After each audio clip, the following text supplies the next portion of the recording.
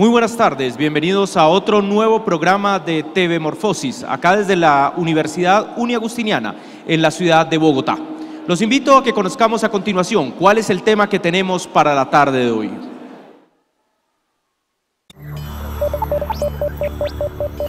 Las piezas musicales detrás de una producción, comprar o producir.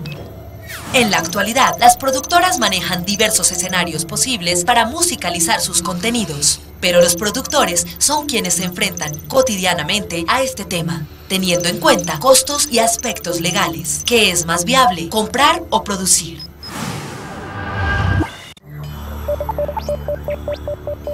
Las piezas musicales detrás de una producción, comprar.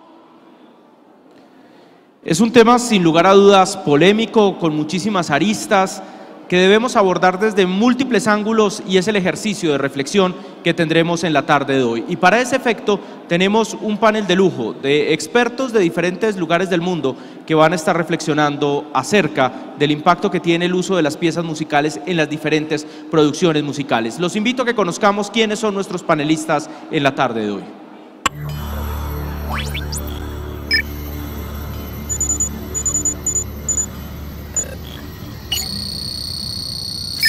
Alfredo Sabac, Barranquilla, Colombia. Comunicador social y productor de televisión. Máster en Teoría y Práctica de Documental Creativo. Magíster en Comunicación. Actualmente es docente del Departamento de Comunicación Social de la Universidad del Norte. Alberto Rodríguez, Mar del Plata, Argentina. Abogado, periodista, docente, mediador, columnista. Integra el Consejo Directivo de la Asociación de Televisiones Educativas y Culturales Iberoamericanas, ATI.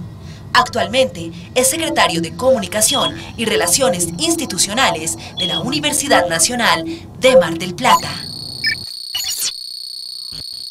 Ana Piñeres, Bogotá, Colombia. Comunicadora social y periodista, experta en televisión social transmedia y nuevas narrativas audiovisuales. Máster en escritura de guiones para cine, series de televisión y transmedia. Magíster en literatura hispanoamericana y española. Presidente de Ejeda Colombia.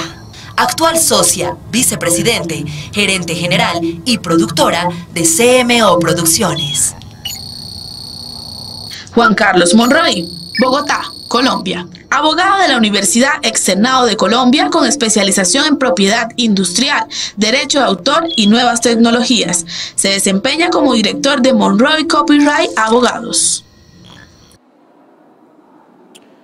Bueno, como verán, un panel de lujo que nos va a permitir tener una mirada amplia, 360 grados, sobre un tema que es bastante complejo de abordar. A mí me gustaría comenzar haciendo la reflexión acerca de una palabra que aparece en el mismo título del programa que estamos presentando hoy. No estamos hablando de qué es lo mejor o cuál es la decisión que debe tomar el director o cuál es la decisión creativa que se debe tomar, sino que estamos hablando de un enfoque muy legal. Estamos preguntándonos qué es lo más adecuado y de hecho este panel tiene la presencia de un experto en derecho de autor como Juan Carlos y de productores que tienen mucha experiencia en el manejo de derechos de autor por ese mismo asunto. Y es que en la producción audiovisual uno siempre se imagina que las decisiones deberían girar alrededor de la propuesta del guión, la propuesta artística, la propuesta original, el enfoque y el manejo que le quiera dar el director, el realizador y el productor. Pero lamentablemente el tema de derechos de autor se ha vuelto tan complejo, tan costoso, con tantas dimensiones y restricciones que hoy en día muchas veces no se toma la decisión en virtud de qué es lo que más le conviene al producto audiovisual desde lo artístico, desde lo audiovisual mismo, sino que la decisión la terminan tomando los abogados de qué es lo que se puede, lo que el presupuesto permite y al mismo tiempo lo que garantiza que la obra sobreviva en el largo plazo. Porque uno de los grandes problemas que enfrentamos hoy en día es que hay espectaculares historias en nuestros archivos audiovisuales que no podemos usar porque no contamos con el acceso a los derechos musicales. Ese es el meollo del tema, es el core del asunto y es por donde quiero que empecemos haciendo la reflexión y pues comencemos con Ana Piñeres, que tienes mucha experiencia en este tema de realización audiovisual, de selección de piezas musicales, y hablemos un poco de esta dualidad o de este problema que representa hoy en día el uso de las piezas musicales para las producciones audiovisuales. Perfecto, muchas gracias, Gabriel. Ahora que hablabas eso, que no necesariamente es con el contenido, me acordaba de una vez cuando yo trabajaba con Proimágenes Colombia, me contrataron para que hiciera una investigación de las bandas sonoras del cine nacional, porque querían sacar una colección de discos donde estuviera toda la música que hiciera un recorrido por nuestro patrimonio audiovisual. La investigación me hizo llorar, teníamos muy buenos temas, pero no estaban pagos los derechos. Entonces prácticamente íbamos a echar el agua a los productores, a los realizadores. Teníamos piezas, por ejemplo, de Carlos Mayolo, toda musicalizada con la Fania, donde no se había pagado un peso a la editora, porque me imagino que Carlos y los de la Fania hablaban con Richie Ray y Bobby Cruz y decían, hermano, voy a meter esto en mi película, pero de ahí a que negociaran con la editora los derechos, los territorios, etcétera, etcétera, había un trecho muy grande. Y la diferencia sí yo creo que tenemos que hacerla entre cine y televisión, y sobre todo cuando se habla cine de un corte más autoral, porque definitivamente no es posible manejar generalmente demasiada música comprada, música pregrabada para sincronizar dentro de las obras. Piezas, por ejemplo, que yo he realizado como Del amor y otros demonios de Gabriel García Márquez, que rodamos en Cartagena, básicamente se tenía que hacer toda la música. O Siempre Viva, que la hizo la música César López, había que hacer toda la música, no le cabía. Sin embargo, en televisión siempre está la posibilidad de sincronizar o mandar a hacer, y me parece muy importante este tema. Yo he hecho musicales, por ejemplo, como La Ronca de Oro, como Tarde lo conocí, y aparte de los costos, lo que nos damos cuenta es que es un challenge total poner de acuerdo no solo a las editoras, sino a los autores para poder negociar cada una de las obras. Con la de Elenita Vargas, por ejemplo, con La Ronca de Oro, nosotros no pudimos sincronizar una de las piezas más importantes de su carrera, sino la más importante, porque eran 4 autores en Nicaragua, Salvador, Costa Rica, y había uno de ellos desaparecidos y otros que cobraban el oro y el moro, y decidimos dejarla por fuera. Y en un principio el público nos decía por las redes sociales, ¿dónde está esta canción? Definitivamente lo que hicimos fue potencializar las obras con las que sí pudimos negociar y no hablar de la otra de ninguna manera, pero creo que vamos a profundizar un poco más en eso más adelante.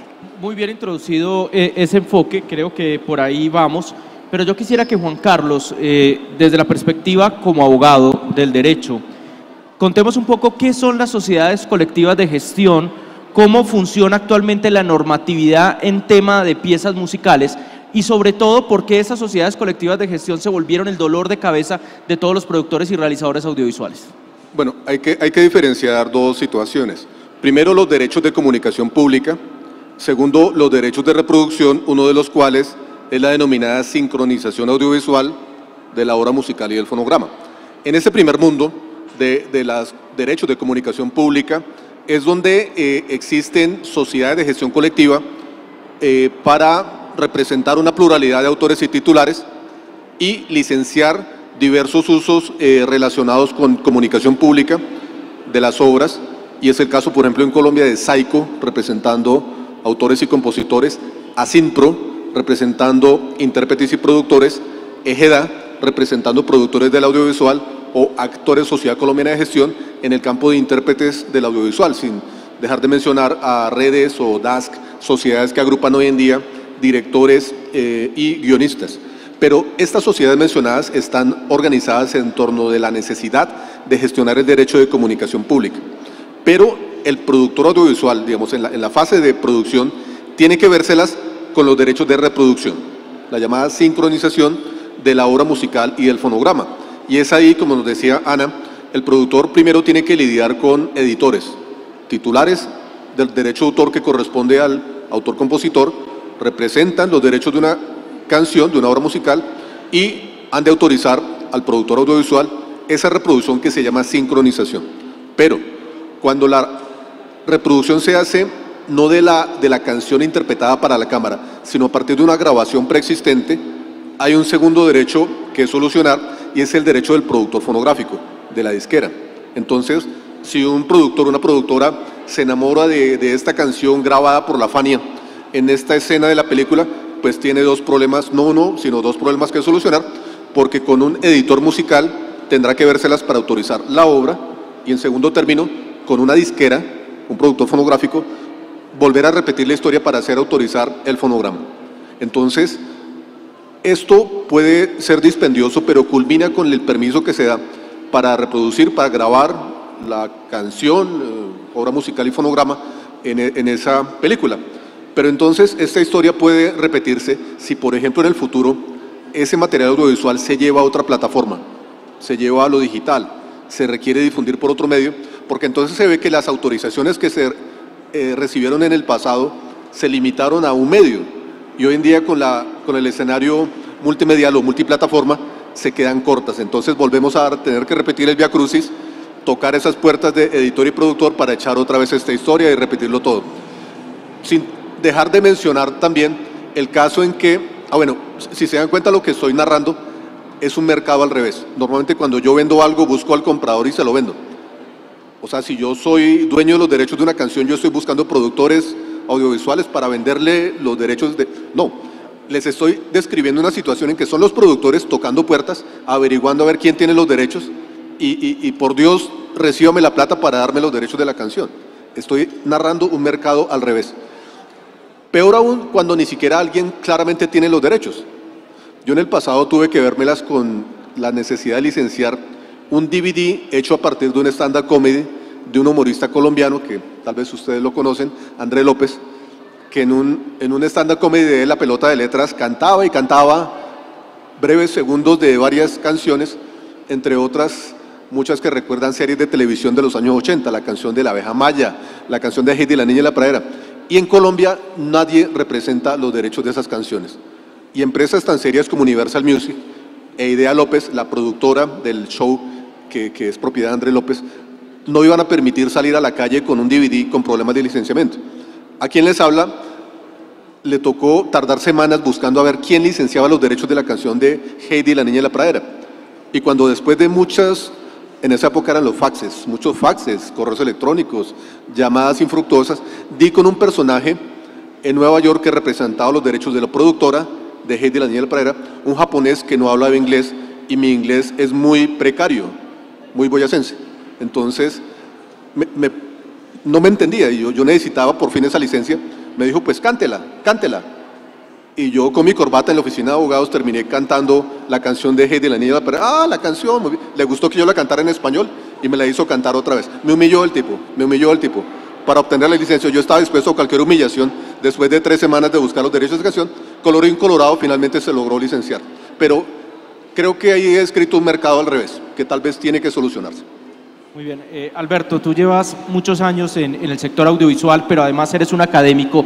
Hablemos un poco de la frustración que vive el productor audiovisual cuando, después de ese recorrido tan explícito que nos acaba de hacer Juan Carlos, de todos los derechos que están conectados a la obra, de todos los permisos que hay que pedir, de la llamada que hay que hacer al japonés, decide finalmente, mire, renunciemos a la obra musical y vamos a producir cualquier cosa que nos valga $1000 y salimos. Hablemos un poco de esa frustración, pero desde la perspectiva del audiovisual y lo que eso implica. Sí, tal vez el abogado hace de Heidi y el productor del abuelito de Heidi, por los años que le lleva en ir buscando los derechos.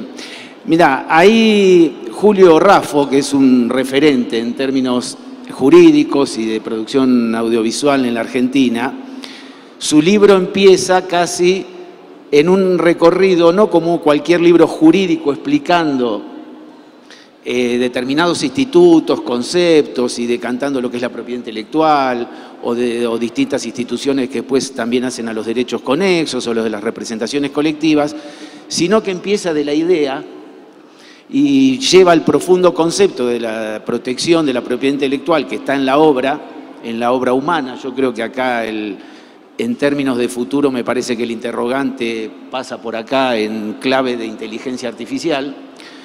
Pero lo que Julio nos va explicando es la serie de recaudos y dificultades que hay que tomar. Y precisamente él recomienda no comenzar hasta que no nos hacemos de los derechos de todo.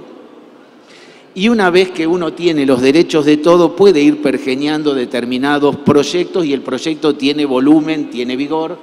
Y en eso me parece que en ocasiones se invierte la fórmula, porque tal vez desde quien la concibe, desde quien la sueña o el vuelo de la idea, aún materializada en una obra audiovisual, hay detalles, estos detalles, y habitualmente se dice también con otro dicho, podemos plasmarlo muy bien, que el diablo está en los detalles, y acá aparecemos los abogados. Entonces, me parece que en esta consideración entiendo que de no tener un equipo de producción debidamente ensamblado en esta complejidad, tal vez el resultado sea muy frustrante.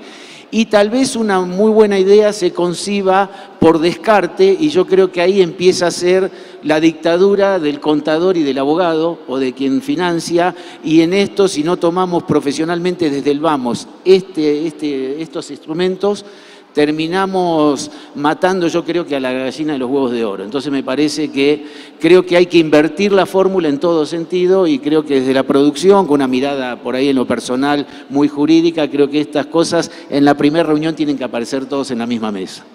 Muy bien, gracias Alberto. Alfredo, lo dejo de último para que hablemos el tema del rol de los estudiantes y la academia respecto a este asunto, porque particularmente pareciera que las universidades pierden de vista en el proceso de formación darle los elementos suficientes al futuro creador audiovisual acerca de estos temas. Y la pregunta va, ¿debemos enseñarles a producir música? ¿Debemos educarlos en contratar músicos? ¿O debemos darle toda la formación de derechos de autor? Y me gustaría también un poco tu experiencia en ese proceso de formación versus medio, ¿cómo ha sido? Bueno, Gabriel, gracias. A ver, cuando todos aquí estudiábamos, en algún momento, con toda seguridad, y el que diga que no, que levante la mano, utilizamos alguna música existente para ponerla de extradiegética en alguna producción que hicimos para alguna clase. Mea culpa. Todos lo hicimos alguna vez. Y nuestros estudiantes también lo hacen. El asunto cambia ahora porque en nuestro tiempo eso no salía del salón de clase o a lo sumo de un auditorio en la universidad donde al final del semestre se mostraban los trabajos que todos los estudiantes hacían. Divulgación pública limitada, cero, entre comillas, manejable, privada. Pero ahora, a partir precisamente del advenimiento de este mundo digital, de esta democracia audiovisual en la que vivimos, no ha terminado de editarse el video cuando ya todos los estamos compartiendo a través de las redes sociales, de las plataformas. Está en YouTube, está en Instagram, están en Twitter, están por todas partes, donde por supuesto esa exposición sin fronteras implica un real riesgo de que aparezca el propietario de los derechos de la obra diciendo, bueno, ¿y aquí qué pasa? Y ese propietario de los derechos no tiene por qué necesariamente, no tiene por qué hacerlo, es que esto es un trabajo que parece de estudiantes. No, se está utilizando una obra sin el permiso y sin el licenciamiento respectivo.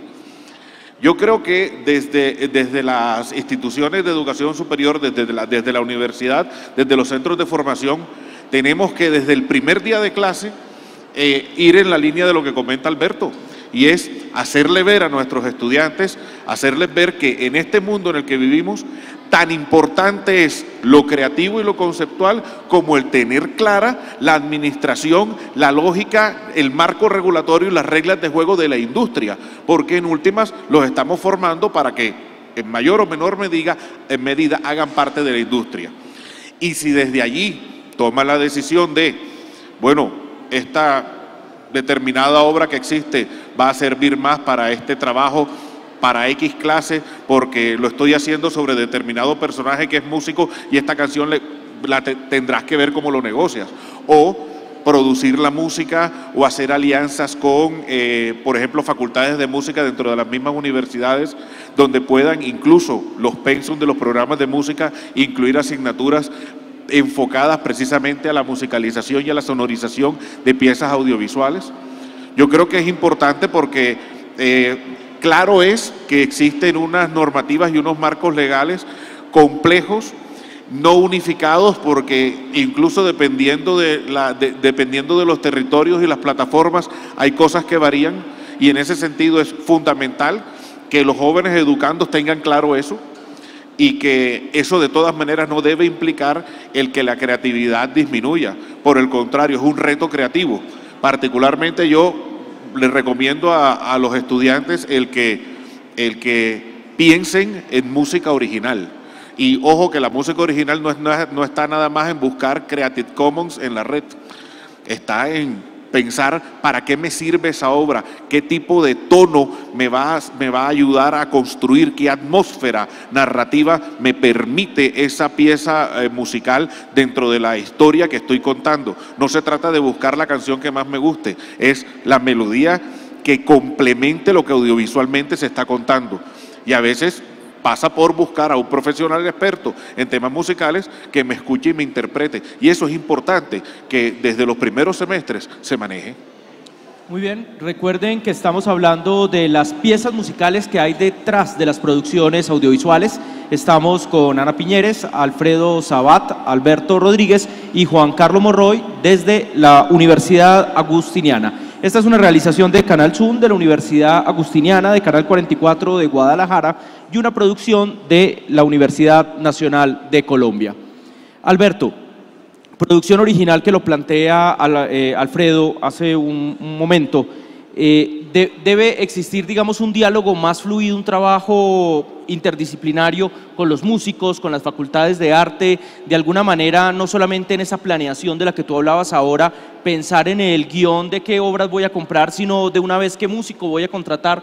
Hablemos un poco de cómo vincular ese componente artístico en toda la producción audiovisual. Claro, es un elemento fundamental porque en ocasiones, y volviendo a aquellos espacios de ingenuidad, muchas veces uno tiene derechos sobre determinada obra, pero lo que nunca se le ocurrió es saber quién había ejecutado la que piensa reproducir, y bien daba cuenta de quienes han sido los que han grabado que este determinado tipo de obras musicales ejercen los derechos. A mí me parece que cuando uno, en el dilema o la tensión que se planteaba como idea nuclear de este panel, se ponía si había que comprar o había que producir, y en realidad tal vez nos quede encerrado y tal vez hay que comprar, hay que producir y hay que ir combinando múltiples facetas del fenómeno. Yo no lo veo como una tensión excluyente, sino que lo veo complejo y complementario. Entonces me parece que es interesante, sobre todo aquellos que tenemos responsabilidades en los canales universitarios y en las direcciones de contenidos, sí poder ensamblar determinados equipos de trabajo, que en ocasiones queda pensado y reducido a quienes están en el campo audiovisual y se olvida del potencial que hay incluso en los talleres de arte, en los colegios musicales, que también nosotros en las universidades tenemos muchos y buenos. Pero me parece que esa idea de equipo debe estar perfectamente ensamblada. Me parece que concebir desde lo unilateral, desde quien es el productor, el director, y en este caso algunos de sus protagonistas principales en cuanto hablamos de ficción, nosotros recordamos que a esta pléyade la ley de propiedad intelectual en Argentina, cuando hace referencia de autor, incluye como autor en un acápite particular cuando estamos en alguna representación de tipo musical. Entonces yo me parece que incluso las piezas musicales y el trabajo que estuvo en términos de propiedad intelectual, en términos de de propiedad intelectual pensado en autores de obras y piezas musicales tiene un largo recorrido. Por eso, porque precisamente al calor de nuevas tecnologías, al calor de nuevos formatos van apareciendo muchas veces los interrogantes jurídicos. Transitamos más de un siglo ya en cuanto a la problemática, las dificultades que ha habido en términos de la concepción de las piezas musicales después incorporadas a los formatos del cine y a los formatos audiovisual y piezas de reproducción también en el mundo radiofónico. Yo un poco cambiando el eje y quería tomarlo como interrogante y aprovechando la presencia de un colega, y me parece que es un tema de absoluta originalidad por un lado, pero por otro lado hacia donde vamos en estos encuentros de TV Morfosis, que es pensar formatos hacia el futuro. Y no hay panel que no esté repitiendo reiteradamente inteligencia artificial, y pareciera que en el campo de lo jurídico no estamos dando la respuesta, porque yo la pregunta que hago, ¿quién es el autor de una obra que ha sido gestada por una máquina? Y más allá del atributo en componentes patrimoniales, pero un poco yo lo charlaba al inicio o previo a esta presentación, que si nosotros pensamos esa cámara de fotos que quedó en el Amazonas y se había hecho una selfie, no me acuerdo qué era Novotu, ¿no? El gorila, claro, que se estuvo debatiendo a ver quién era el autor intelectual de esa obra. Yo creo que la inteligencia artificial ahora viene al derecho a interpelarlo. ¿Por qué? Porque nosotros constitucionalmente concebimos al autor en clave de persona humana. Y me parece que esta respuesta todavía está ahí dando sus primeros pasos. Muy bien, Juan Carlos, acá ya va la primera pregunta. ¿Quién es el dueño de la producción que haga un algoritmo o un sistema de inteligencia artificial? Pero de una vez, aprovechando, quisiera que tratáramos el tema del vencimiento de los términos. Muchas veces los canales de televisión, y lo he vivido en la experiencia cuando hemos financiado proyectos, prefieren no comprar un derecho ya existente por el miedo de que en 5 años quede inservible la pieza audiovisual. ¿Cómo hacer una negociación para que no se muera en el tiempo un contenido por culpa de la pieza audiovisual o toque cambiarla o modificarla? Entonces van las dos preguntas. Bueno, empiezo por la segunda, para referirme a que el productor audiovisual, cuando contrata la música para la producción, ya sea música original o música preexistente, por ambos caminos tiene una negociación delicada.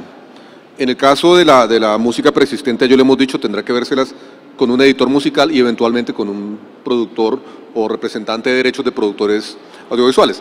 Pero en el caso de la música original, cuando contrata a un músico para hacer la producción a la medida de su intención y de su visión de lo que ha de ser la musicalización del audiovisual, ese músico es también un autor al que la ley le da la propiedad plena de los derechos sobre ella. Entonces, el productor podría simplemente encargar tantas piezas musicales o la musicalización de tales escenas, recibirla y utilizarla, y dejar que la ley opere una presunción de transferencia que nuestro medio consagra del artículo 98 de la Ley de Derecho de Autor, de la Ley 23 del 82. Pero hay un grave error ahí, y es que ahí no se están transfiriendo todos los derechos. El autor se está reservando algunos derechos, porque de esa manera el productor quedaría con los derechos de usar la obra musical para efecto de la difusión del audiovisual en su conjunto, que incorpora, entre otras, ese contenido musical. Pero de esa manera el autor se estaría reservando varios derechos. Por ejemplo, el derecho de sacar la banda sonora de la película en un CD, subirlo a una plataforma digital para comercializarlo, hasta ahí no lo ha entregado. De manera, señores productores audiovisuales, que si ustedes quieren el 100% de los derechos, no dejen operar simplemente la presunción de la ley, sino celebren un contrato bien hecho para la transferencia de la totalidad. Pero tal vez del otro lado de la mesa esté un músico que además va a negociar con ustedes porque él quiera reservarse ciertos derechos. Por ejemplo, les va a decir, mire, yo soy miembro de Saico, yo soy socio de Saico y quiero poder declarar en Saico la música de la película para que cuando se exhiba y se difunda la película, por los medios que ha de tener, cause un derecho que Saico pueda cobrar. Entonces, he ahí una negociación, he ahí una discusión. Por ambos caminos no se escaparán de una negociación. Finalmente, el tema de inteligencia artificial, como decía nuestro colega, tal vez el mundo jurídico suele ser el rezagado en estas materias y el que pareciera que no se ve, digamos, de manera inmediata impactado por el desarrollo de la tecnología. Mira, yo no he visto inteligencia artificial referida al problema de simplificar el licenciamiento de derechos. Lo que estoy viendo es grandes buscadores de contenidos dinamizados por medios de inteligencia artificial para detectar material en la red. A ver, les cuento. Que un fotógrafo sabe que están subiendo a internet sus fotografías en sitios de internet. En el pasado podía buscar Google, el buscador de imágenes de Google. Permítanme contarles que hoy en día hay unos buscadores poderosos que encuentran la fotografía donde esté. Ya sea que la fotografía la pasaron de blanco y negro a color, que le recortaron un pedazo, que la editaron. El buscador con inteligencia artificial está buscando cosas que el ojo humano no ve, los metadatos dentro del archivo. De manera que un fotógrafo cualquiera puede empezar a encontrar usos autorizados o no de su obra. Eso mismo está pasando en la música. De manera que un audiovisual que ande dando vueltas en YouTube, en plataformas, en redes sociales, si un titular del derecho sobre la música se decide a buscarlo, cada vez va a ser más posible encontrarlo, así sea un uso académico. Así sea un uso que unos estudiantes de la Universidad del Norte en un ejercicio académico lo subieron y lo compartieron y lo están haciendo ver de una comunidad muy cercana de personas. Esta tecnología le pondrá a los titulares del derecho la posibilidad de encontrarlos y empezarán las preguntas. Y permítame contarle finalmente de un equipo de gente en entidades como Acodem o ProMúsica, o sea, los editores musicales, están organizados para buscar proactivamente esos contenidos. En este mundo de hoy en día no hay nada oculto. Cada vez más va a ser más poderosa la posibilidad de encontrar esos contenidos utilizando obras, y como que la obra levanta la mano y le dice al buscador: aquí estoy. Entonces, bueno, siempre termino pintando panoramas apocalípticos, pero así estamos. Muy bien, muchísimas gracias, Juan Carlos, muy buena la visión. Ana, voy a dejar de ser políticamente correcto y le pido que usted también lo deje de ser y nos sinceremos frente a este asunto. Acá tenemos un problema muy serio y usted lo planteó con un ejemplo concreto. Están haciendo una producción de una gran cantante y su obra más importante no se puede incluir porque no se logran negociar los derechos de autor. Un canal de televisión quiere transmitir un concierto y no lo hace por no enrollarse con los derechos de autor. Queremos utilizar una pieza que es patrimonio musical de la historia de Colombia para documentarla en un audiovisual que constituya memoria histórica y nadie lo hace porque no quiere negociarse los derechos de autor. O sea, este tema de los derechos de autor nos está llevando a un divorcio entre la industria audiovisual y la música y nos está condenando a que tengamos que contratar piezas que nunca van a ser de la misma factura, que no tienen el contexto histórico, que no representan esa memoria audiovisual. Yo creo que sí, sin lugar a dudas. Se convirtió en una negociación muy fuerte el tema de la música para sincronizar en el audiovisual y también en una escala dependiendo del tipo de artista. Entonces, yo también como productora hago cosas que voy de la mano tanto de lo creativo como de lo presupuestal, y es cuánto presupuesto tengo para saber qué tipo de música puedo incluir. Acabamos de grabar una serie para Caracol Televisión que tanto desde el guión como desde el presupuesto decíamos: esto no puede tener muchas canciones o no puede tener ninguna canción que tenga un fonograma costoso y que sea de una casa editorial. Entonces contratamos a un muy buen músico y aparte de eso hicimos un paquete con el músico, pero el resto de música que necesitábamos, de tristeza, de amor, de risa, yo no sé qué, compramos una biblioteca, un paquete para toda la compañía y allí buscamos qué tono iba con la música original. Eso es un esquema. En el caso de los musicales, por ejemplo, pues nosotros lo que siempre hacemos es no se arranca la producción hasta que no se busquen absolutamente todos los derechos, porque es crucial inclusive para escribir la historia del músico. Y ahí no tenemos el problema de los fonogramas, pero es el tema de los editores, porque hay que buscar qué autores han hecho esas canciones para ahí sí contratar a unos músicos que nos hagan los arreglos y contratar una cantante que nos haga los arreglos. Esto pasó, por ejemplo, tanto en Tarde lo conocí como en La Ronca de Oro. Entonces, es muy relativo el tema, pero indiscutiblemente sí se está convirtiendo en algo muy difícil de negociar, y sobre todo que en televisión comercial, en televisión abierta, esos ganchos comunican mucho al público. No es lo mismo una escena de amor importante de los protagonistas, donde haya una canción que de pronto llegue a la audiencia, una canción de Cepeda, de Fonseca, un vallenato de Carlos Vives, que uno diga eso, esa letra, esa música está en el momento perfecto y lo que cuesta a tener cualquier canción, pero nos está haciendo mudar definitivamente a que los músicos de música original pues empiecen a ponerse a la par en su calidad. Inclusive hoy en día los músicos de música original para audiovisuales están ofreciendo portafolios. Ellos graban y dicen, mira, tengo un portafolio de vallenato, de merengue, de canciones cantadas con distintos temas, escúchalos y son de muy buena producción a un costo mucho menor. Muy bien, Alfredo, queda claro el divorcio que existe. Agradezco a Ana su honestidad, porque lo que necesitamos es realmente un diagnóstico aterrizado.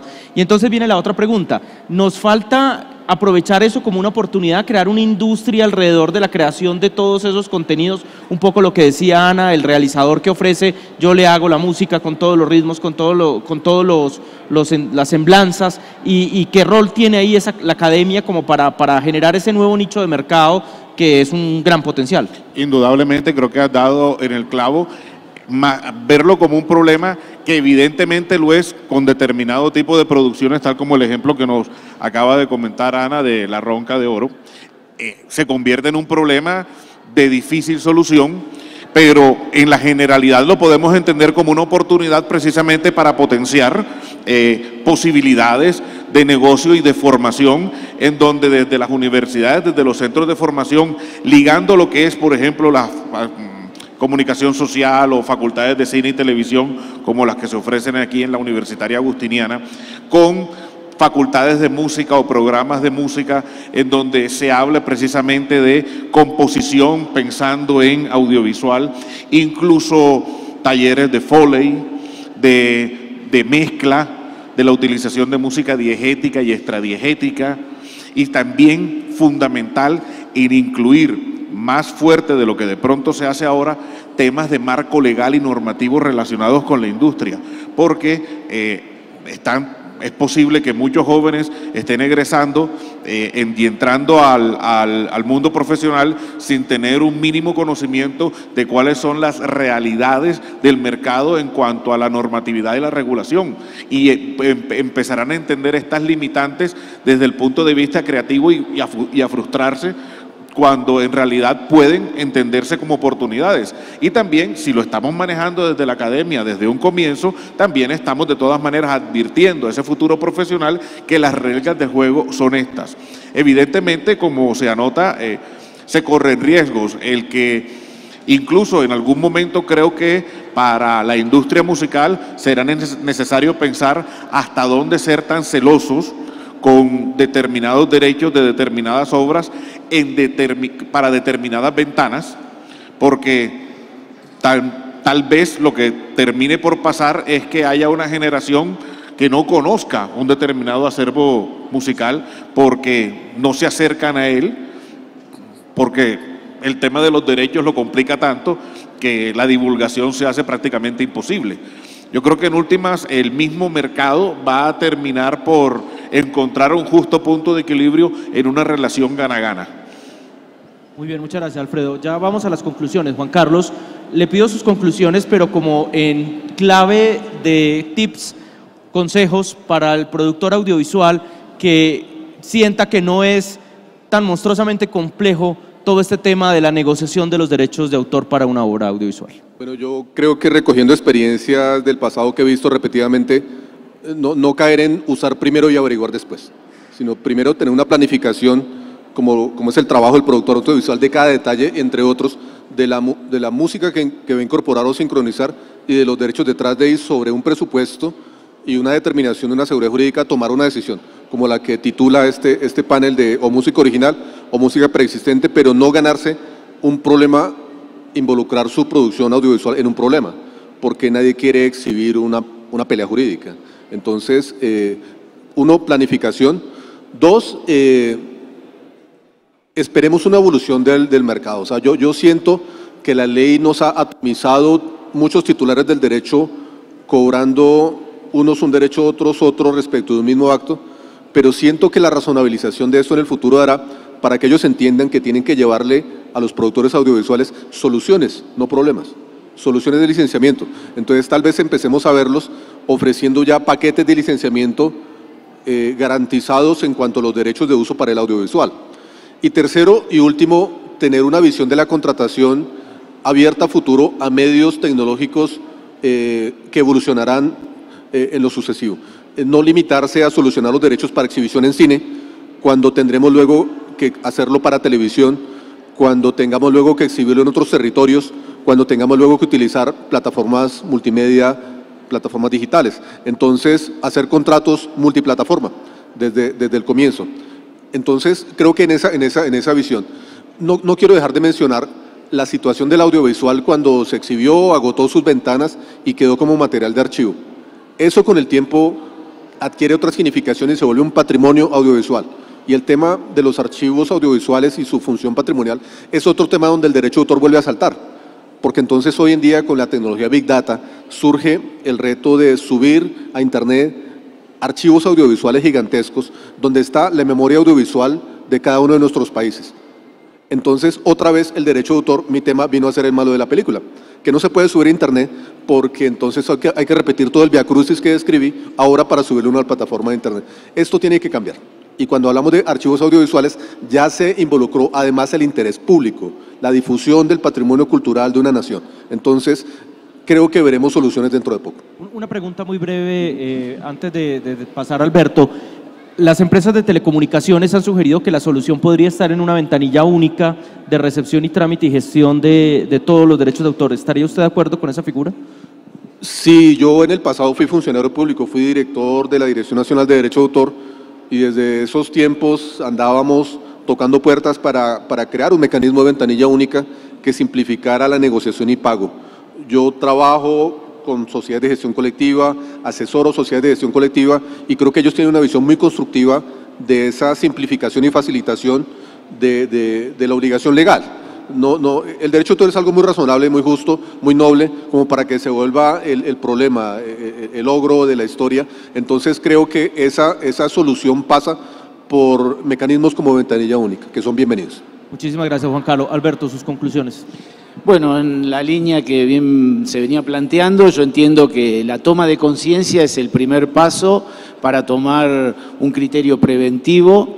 Entiendo que también, no solo a los operadores jurídicos, sino también a que tenemos otras responsabilidades, me parece que es importante advertir la complejidad, pero creo que no podemos caer en el desvarío de ir matando a la creatividad, porque si no, la búsqueda de los atajos, la búsqueda de determinadas soluciones, incluso en términos monetarios, que es ir al dominio público, si el público de aquí hoy sería musicalizadores, realizadores, estarían buscando una respuesta que sea de mucha protección, porque tal vez caemos en el error de semejantes laberintos burocráticos que estamos frustrando la posibilidad de muchos.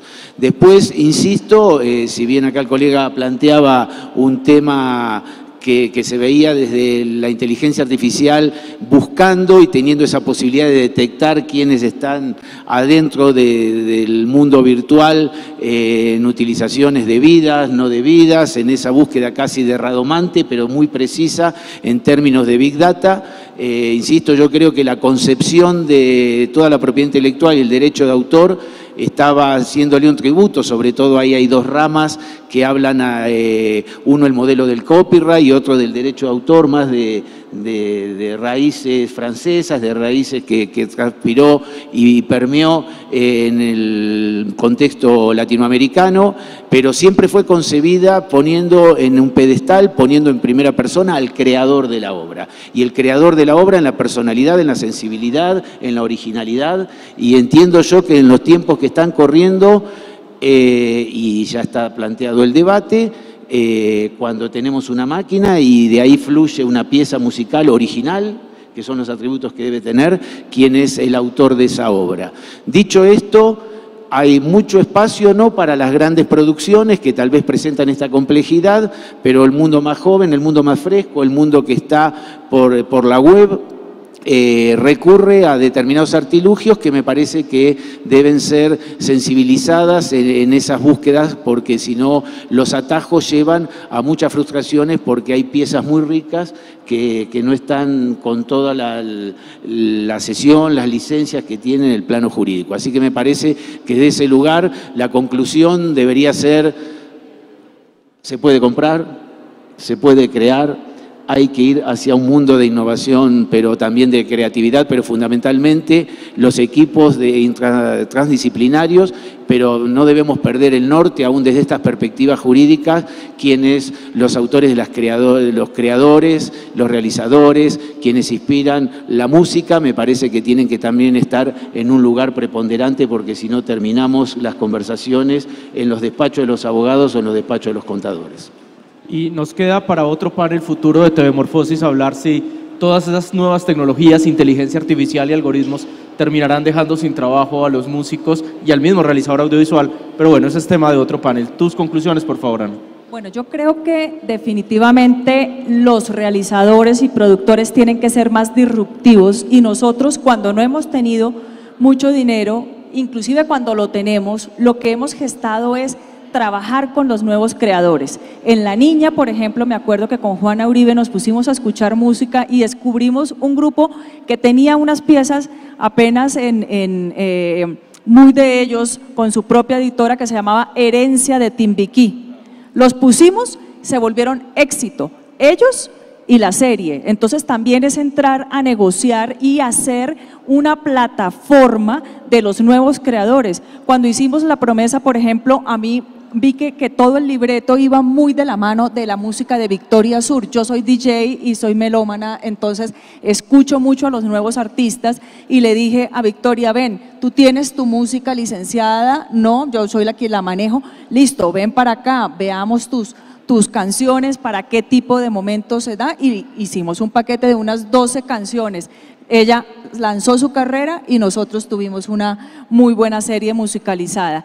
Acabo de hacer una película hace ya un año con puros estudiantes de la Universidad Jorge Tadeo Lozano, puros millennials, y hicimos un canje con una muy buena banda de rock, y el canje fue el último día de rodaje de la película. Nosotros les rodamos el video con todo el equipo de la banda sonora, y lo usamos para sacar al mismo tiempo el disco de ustedes, sacar la banda sonora y sacar la película.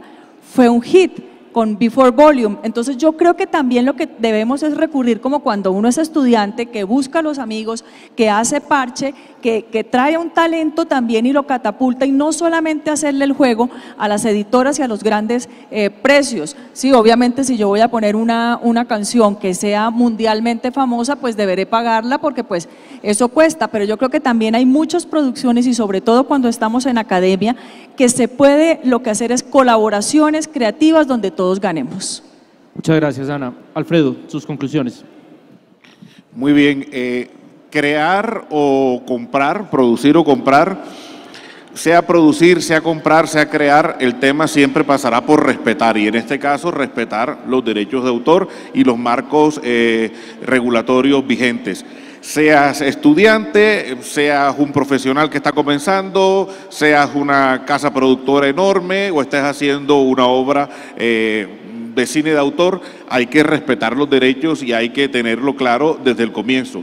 Desde las universidades yo creo que lo que nos toca es dejar claro, incorporar en los pensum, incluso si no está, el que con nuestros estudiantes podamos revisar y trabajar estos temas, asuntos relacionados con el marco regulatorio, con los temas que tienen que ver con derechos de autor y conexos, de sincronización de obras musicales, temas de manejo de archivo audiovisual, incluso hagan parte también de las reflexiones dentro del aula de clase, y que fomentemos, en línea con lo que comentaba Ana María, que busquemos precisamente fomentar un diálogo colaborativo entre distintas facultades, y que los estudiantes precisamente puedan hacer parche para que los de música apoyen a los realizadores y viceversa, y estemos precisamente desde allí fomentando que los nuevos creadores abran su propio camino dentro de la industria. Así es, Alfredo, muchísimas gracias. Sí, yo creo que de este panel y de esta reflexión tan pertinente con los expertos, nos quedan 3 grandes conclusiones que me tomo el atrevimiento de sacar. Lo primero, indudablemente, Alfredo, respetar, hay que respetar los derechos de autor. Eso es parte de la misma democracia, ese respeto por quien hizo un esfuerzo por producir la obra. Segundo, planificar, no rodar y cuando ya tengo todo rodado ir a ver cómo consigo los derechos. La planificación juega un rol muy importante y todos lo han dicho. Y tercero, innovar. Hay que innovar, hay que buscar nuevas soluciones y la innovación va desde la inteligencia artificial, como lo decía Alberto, hasta ir a una banda y decir yo te ruedo tu videoclip a cambio de que me dé los derechos musicales. Entonces creo que esa es la gran conclusión que le quedan a todos los nuevos productores y realizadores audiovisuales: respetar, planificar e innovar. Y con eso damos por terminado este panel, no sin antes darle las gracias a nuestros panelistas por su sinceridad, por sus valiosos aportes, por sus reflexiones tan pertinentes, y recuerden que esta fue una producción de Canal Zoom con la Universidad Unida Agustiniana, Canal 44 de Guadalajara y la producción de la Universidad Nacional de Colombia, y nos vemos en un futuro programa de TV Morfosis.